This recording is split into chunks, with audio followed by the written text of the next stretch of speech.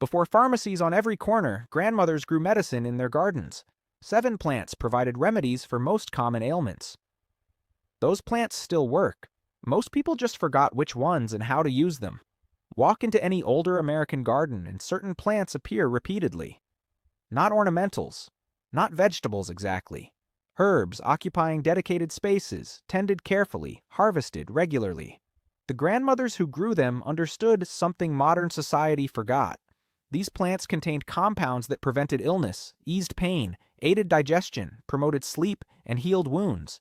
They were the family pharmacy, growing right outside the kitchen door.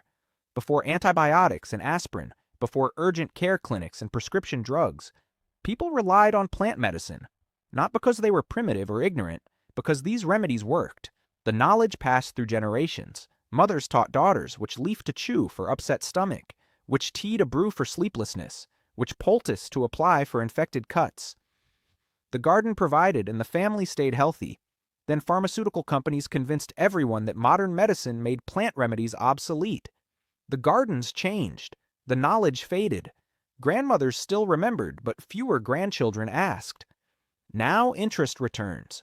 People question endless medications with side effects. They seek natural alternatives for minor ailments. They want self-sufficiency in health matters. The plants never left. They still grow easily. They still work. The question is whether modern gardeners will relearn what grandmothers knew. This is how to create a wellness garden using the 7 herbs that appeared in almost every traditional medicinal garden. These aren't exotic rainforest plants requiring special conditions. They're hardy, reliable, proven remedies that grow in ordinary gardens across America. Herb number 1, peppermint. The digestive soother. Every grandmother's garden had peppermint, not for garnish or mojitos, for medicine. Peppermint contains menthol and other compounds that relax smooth muscle tissue in the digestive tract. When stomach pain struck, when nausea troubled, when indigestion made someone miserable, peppermint tea provided relief. The evidence supporting its use is substantial. Modern research confirms peppermint's effectiveness for irritable bowel syndrome, nausea, and general digestive upset. The menthol content creates an antispasmodic effect, reducing intestinal cramping. Grandmothers didn't know the biochemistry. They knew it worked. A handful of fresh leaves steeped in hot water for 10 minutes created a tea that settled upset stomachs within minutes. Beyond digestion, peppermint tea helped with headaches.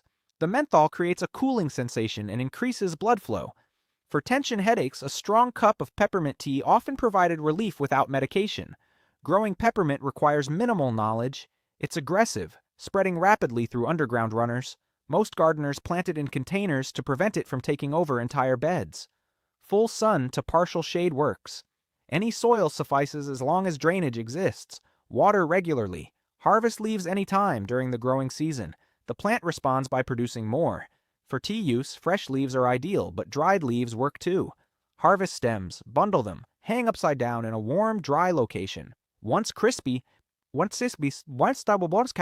strip leaves and store in airtight jars. Properly dried peppermint retains potency for a year or more. The dosage grandmothers used was simple: a generous handful of fresh leaves or 2 tablespoons of dried leaves per cup of boiling water. Steep 10 minutes. Strain. Drink hot. For digestive issues, drink 1 to 3 cups daily as needed. For headaches, drink 1 strong cup and rest quietly for 30 minutes. Children received weaker tea with honey added. The remedy worked for all ages. Peppermint was so reliable, so useful, that most grandmothers kept multiple pots growing near the kitchen. It represented first-line defense against common ailments. Herb number 2, chamomile. The gentle calmer. While peppermint handled digestive crises, chamomile provided gentle relaxation. Grandmothers grew it for anxiety, sleeplessness, and frayed nerves. 2 types exist: German chamomile, an annual, and Roman chamomile, a perennial. Both contain similar medicinal compounds, primarily apigenin, which binds to receptors in the brain, producing mild sedative effects. When stress levels rose, when sleep wouldn't come, when children grew overtired and fussy, chamomile tea appeared.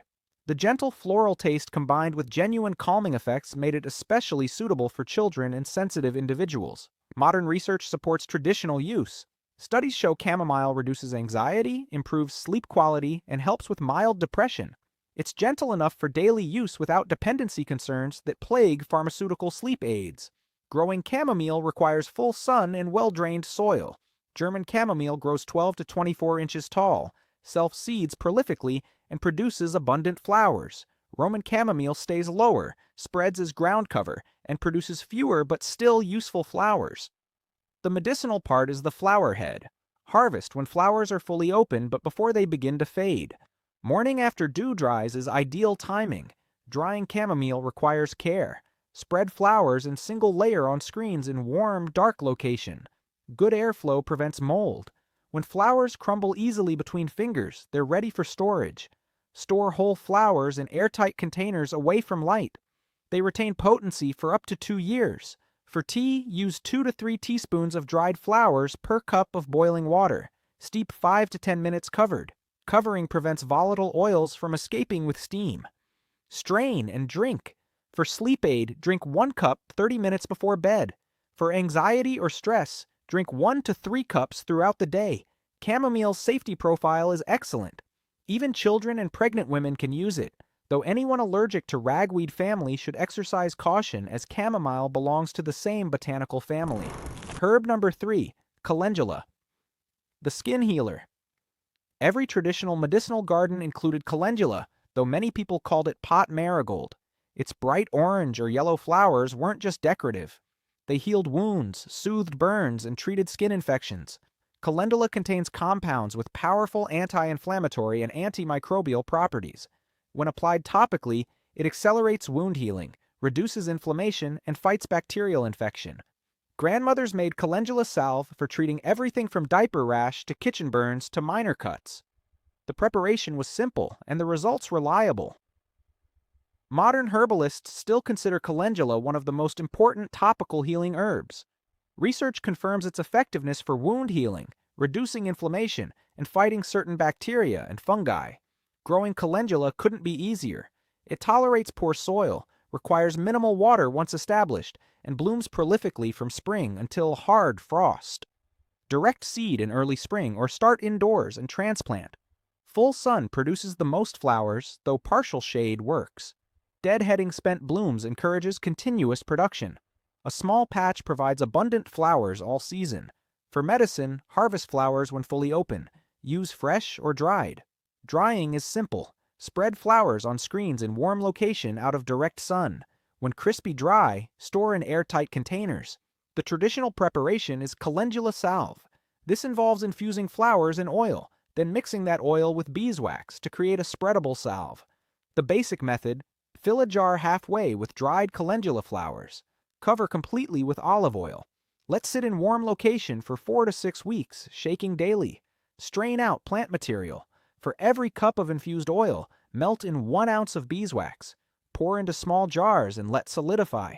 This salve keeps for a year and treats countless skin issues. Apply to minor burns for pain relief and faster healing. Use on cuts and scrapes to prevent infection and speed closure. Rub on dry, irritated skin for soothing relief. Some grandmothers made calendula tea for internal use, claiming benefits for digestive inflammation and menstrual cramps.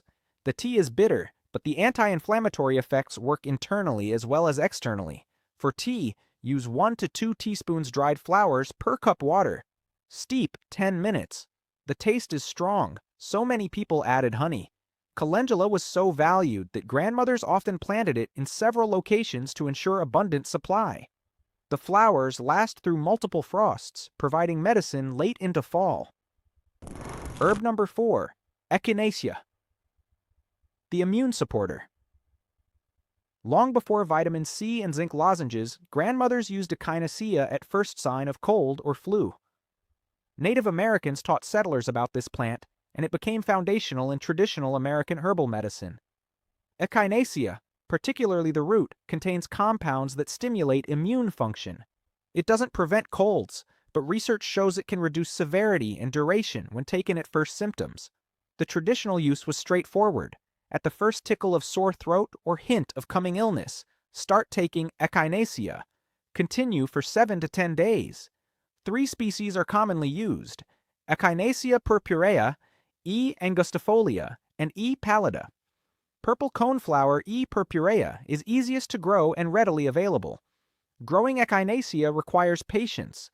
It's perennial, taking 2 to 3 years to establish fully. But once established, it persists for decades with minimal care. Full sun and well-drained soil are essential. Echinacea tolerates drought once mature and requires no fertilizer. It's remarkably low maintenance for such valuable medicine. The roots contain the highest concentration of medicinal compounds, though flowers and leaves have value too. Roots are harvested from 3-year-old plants in fall after plants go dormant. Harvesting requires digging up the entire plant. Remove roots, wash thoroughly, chop into small pieces and dry completely. Dried echinacea root is hard and woody. Store in airtight containers away from light. The traditional preparation is tincture, using alcohol to extract compounds. Fill a jar 1/3 full with dried chopped root. Cover with 100 proof vodka. Let sit 6 weeks, shaking daily. Strain out plant material. The tincture is intensely bitter and causes temporary tongue tingling. This tingling sensation actually indicates quality. It means compounds are present. At first sign of illness, take 1 dropper full of tincture 3 to 4 times daily. Continue for 7 to 10 days maximum. Echinacea works best in short bursts, not as continuous preventive. Some grandmothers made tea from the flowers and leaves for milder effect. While less potent than root preparations, the flowers still provide immune support and make pleasant tea. Modern research on echinacea is mixed, with some studies showing benefit and others not. The variability likely stems from differences in plant species, part used, and preparation method. Traditional preparations using roots appear most effective. Echinacea became so popular that wild populations were over-harvested. Growing your own ensures sustainable supply and appropriate species. Herb number 5. Thyme. The respiratory remedy.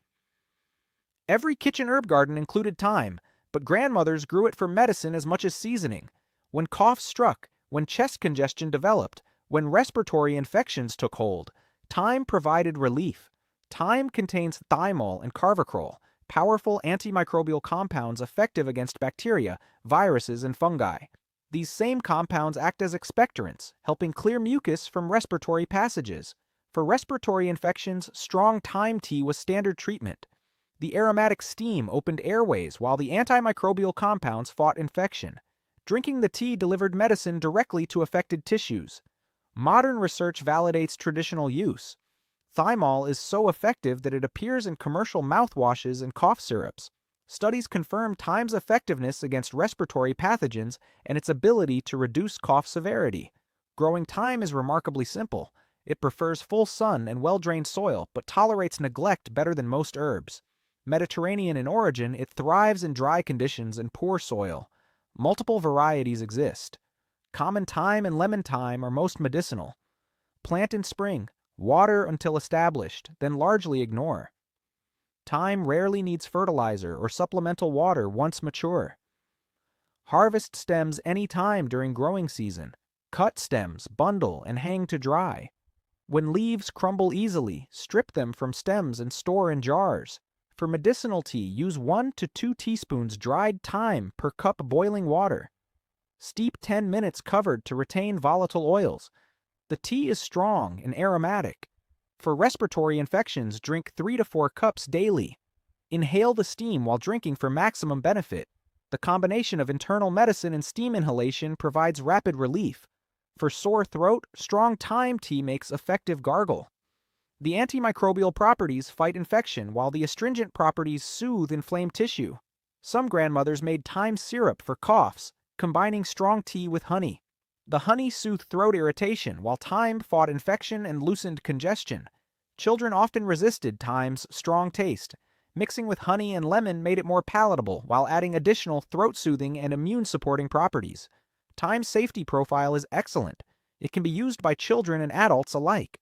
The concentrated essential oil should be avoided during pregnancy, but culinary and tea use pose no concerns.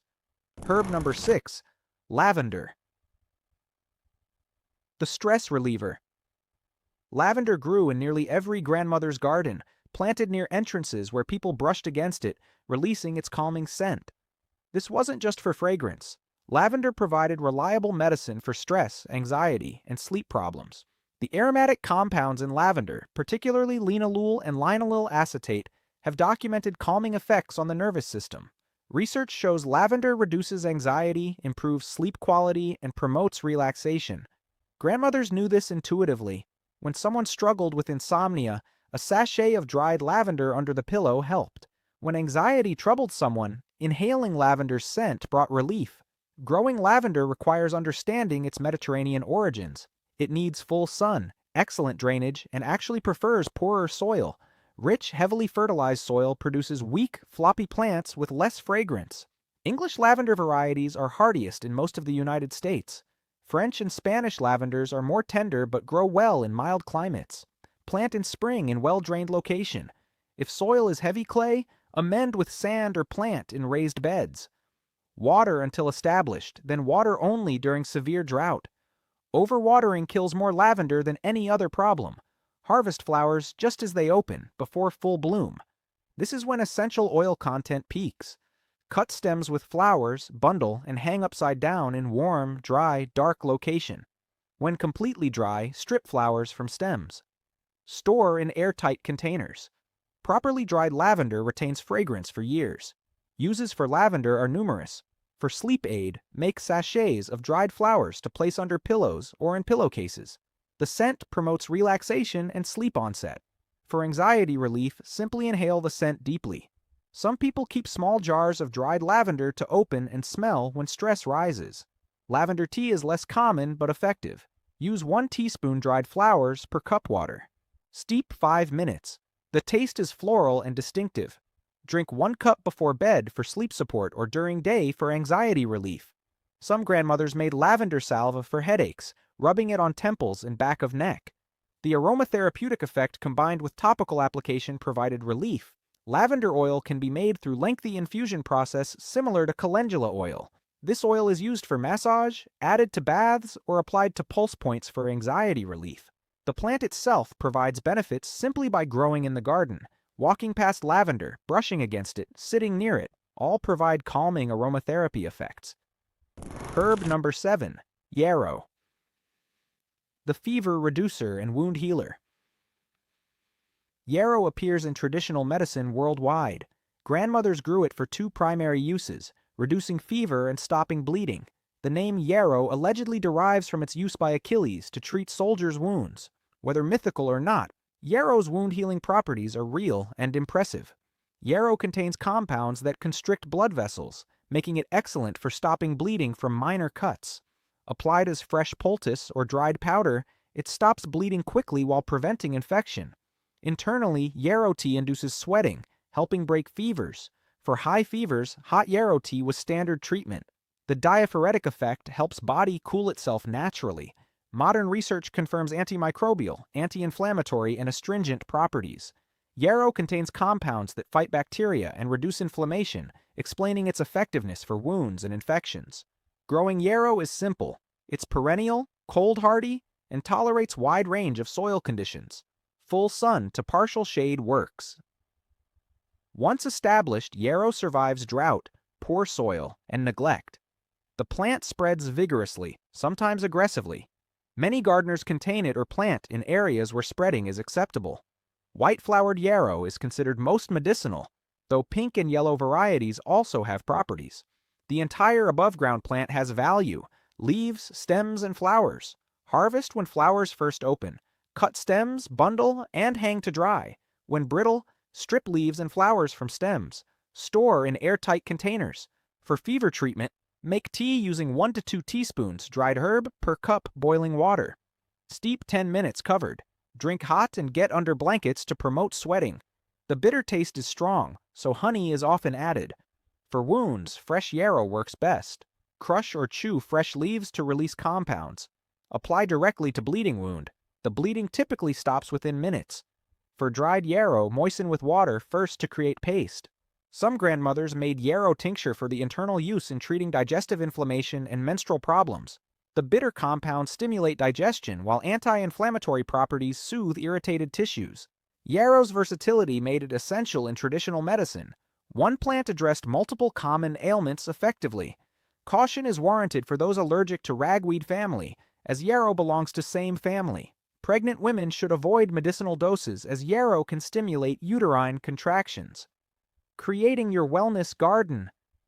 Practical garden design. Growing these 7 herbs requires no special skills or conditions. A wellness garden can fit in small raised bed or occupy corner of existing garden. The basic requirements are simple: full sun for most herbs, well-drained soil, and regular access for harvesting and observation. Layout depends on space available. In small spaces, a 4 by 8 foot raised bed accommodates all 7 herbs with room to spare. Arrange taller plants like echinacea toward back or center, mid-height herbs like calendula and yarrow in middle, and spreading herbs like thyme around edges. Plant aggressive spreaders like peppermint in containers sunk into the ground. This contains roots while maintaining aesthetic integration. For larger spaces, dedicate a garden area specifically to medicinal herbs. This makes harvest and care easier while creating dedicated wellness space. Companion planting works naturally with these herbs. Thyme and lavender, both Mediterranean in origin, thrive together. Yarrow and echinacea pair well as native prairie plants. Calendula and chamomile coexist happily. Soil preparation for wellness garden is straightforward. These herbs generally prefer moderate fertility. Excessive richness produces weak, floppy growth. Compost worked into average soil provides sufficient nutrition. Drainage is critical. If soil stays wet, amend with sand and compost or create raised beds. Waterlogged soil kills more herbs than any other factor. Watering needs vary by herb. During establishment, water regularly. Once established, Mediterranean herbs like thyme and lavender need minimal water. Peppermint and chamomile appreciate more moisture. Mulching helps maintain soil moisture and suppress weeds. Avoid heavy mulch around Mediterranean herbs. They prefer drier conditions. Maintenance is minimal. Harvest regularly to encourage production. Deadhead flowers on calendula to promote continuous blooming. Cut back peppermint if it becomes too aggressive. Divide echinacea every few years. Most of these herbs are perennial or self-seeding annuals. Once established, the garden persists with minimal intervention. This is important for medicinal garden. It should be reliable, not requiring constant attention. Succession planting isn't critical for most medicinal herbs. Unlike vegetables, you're not eating large quantities daily. Having continuous supply matters more than peak production. However, timing harvest correctly maximizes potency. Harvest leaves before plants flower for strongest flavor and effect. Harvest flowers when just opened for peak essential oil content. Harvest roots in fall when energy is concentrated underground. Labels help identify herbs, especially when plants are young or dormant. Knowing exactly which variety of each herb grows where prevents confusion during harvest. The wellness garden should be accessible from the kitchen. Medicine is more likely to be used if harvesting is convenient. A short walk through rain or snow to distant garden corner discourages use. Harvest and preservation. Capturing medicinal value. Proper harvest and preservation determine whether herbs retain medicinal potency or lose effectiveness. Timing matters significantly. Harvest in morning after dew dries, but before heat of day. This is when essential oil content peaks. Avoid harvesting wet plants. Moisture promotes mold during drying. For leaves, harvest before flowering when compound concentration is highest. For flowers, harvest just as they open. For roots, harvest in fall after aerial parts die back. Clean harvest is important for medicinal use. Avoid plants near roads or areas where pesticides or herbicides might have drifted. Rinse harvested material if soil splashed on it, but minimize water contact. Drying is the primary preservation method for most herbs. Proper drying maintains potency while preventing mold and decay. Bundle leafy herbs and hang upside down in warm, dark, well-ventilated space. Attics often work well if not too hot. Dark is important. Light degrades active compounds. For flowers, spread in single layer on screens. Good airflow prevents mold. Dark location preserves color and potency. Herbs are sufficiently dry when leaves crumble easily and stems snap rather than bend. This usually takes 1 to 2 weeks depending on humidity and temperature. Once dry, strip leaves from stems. Store in airtight glass jars away from light and heat. Properly dried and stored herbs maintain potency for 1 to 2 years. Label everything with herb name and harvest date. Unlabeled jars become mysteries within months. Some preparations require fresh herb. Tinctures often use fresh plant material. Fresh poultices work better than dried for wound care. Harvest these as needed rather than drying. For tinctures, chop fresh herb finely, pack into jar, and cover completely with alcohol. Vodka at 80 proof or higher works well. Let macerate 6 weeks, shaking daily. Strain and bottle. Tinctures preserve herbs almost indefinitely. They concentrate compounds, making them strong medicine. Dosage is typically measured in drops or dropperfuls.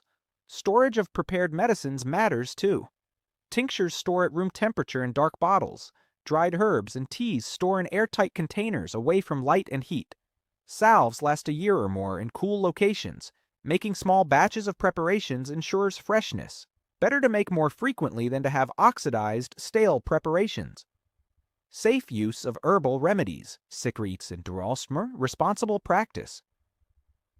Understanding both the power and limitations of herbal medicine ensures safe, effective use. These herbs are generally safe for most people when used appropriately. However, individual reactions vary. Always start with small doses to assess tolerance. Pregnant and nursing women should consult healthcare providers before using medicinal herbs. Some herbs that are safe generally become problematic during pregnancy. Yarrow, for instance, should be avoided. People taking medications should research potential interactions. Some herbs affect how the body processes certain drugs. St. John's wort famously interacts with many medications, though it's not among the 7 covered here. Allergies to plant families exist. People allergic to ragweed often react to chamomile, calendula, and yarrow, all in the same botanical family. Start with very small amounts and observe reactions. Children can use most of these herbs, but dosages should be reduced. A general rule is half adult dose for children over 6, quarter dose for younger children. For infants, consult healthcare providers. Quality matters. Contaminated or misidentified herbs cause most herbal medicine problems. Growing your own eliminates these concerns. You know exactly what you're using. These herbs treat minor, self-limiting conditions.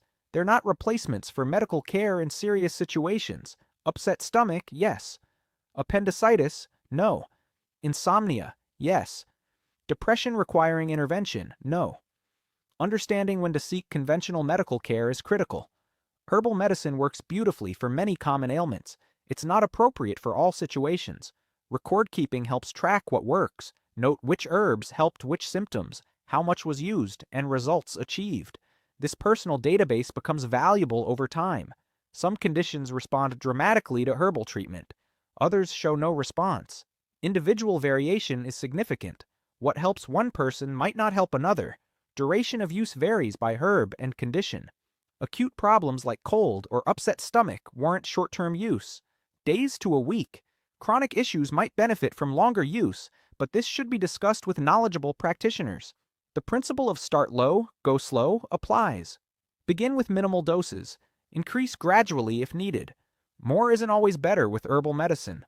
The 7 herbs growing in grandmother's medicinal garden represented accumulated wisdom spanning generations. These weren't folk superstitions.